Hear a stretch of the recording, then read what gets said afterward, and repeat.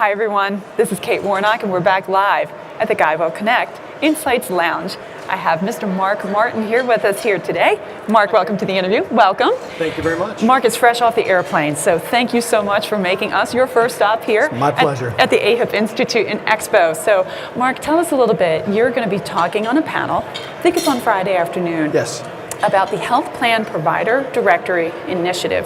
That sounds like a mouthful, but it's a really, really important project, isn't it? Fill us in.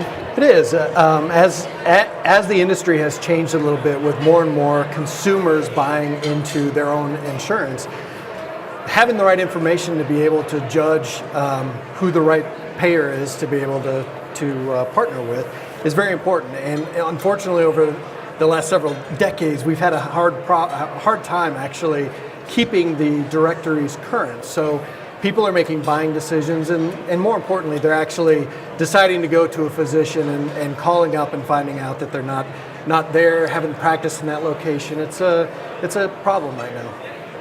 Right, so what is this initiative going to do to try to help solve what can really be a very emotional moment when someone who signed up for a plan discovers my doctor isn't in this network? Yeah, no, the initiative basically is from an Availity standpoint, we are leveraging the health plans in the Florida market.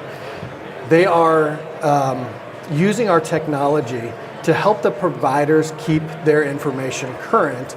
So we're striving for more accuracy, more up-to-date on a timely basis, knowing that the providers themselves have a hard time keeping track of all of the other things that are going on in their business, just keeping the day-to-day business alive.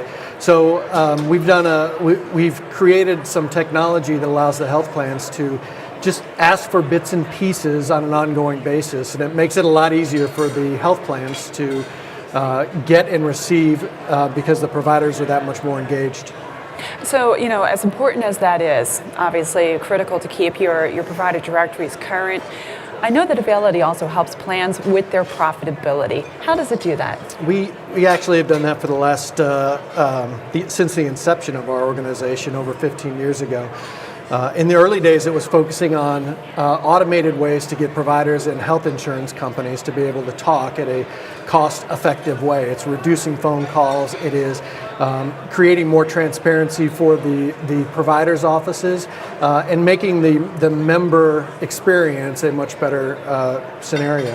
Over the last several years, we've actually changed that dynamic a little bit. While we still provide those services, we're now going into those types of transactions and transparency that would help the providers and health plans connect and reduce medical expenses. So on both sides of it now, from the administrative side historically and now into the medical side. And quite honestly, it's one of the reasons why 2 years ago we stepped into this provider directory information, because having the correct information about an office, the locations, where doctors are being seen, is very important in being able to have the health plan's rich data get to the right person in that office at the right time, at the time of visit or right before the time of visit, instead of 30, 60, 90 days later. Right. So Mark, in several of your responses, you've used the word transparency. And I want to ask your opinion on Availity's idea around price transparency. As you mentioned earlier, the consumer is really shouldering more of the cost of their own care. And here, it's probably even that much more critical for them to understand what those costs might be. How is Availity addressing that? That's a great point. So over the years, we've had several initiatives and several pieces of functionality in the marketplace that allow the provider to be able to ping the health plan either right before the time of service for an estimate, so that they can talk to their patients about what the costs of the service will be before they come in. We also allow that at the time of service. So as treatment unfolds and things change, they have the ability to go to the estimator and actually run the charges, understand what the patient's going to be responsible, not only from a copay standpoint, but any deductibles and things like that.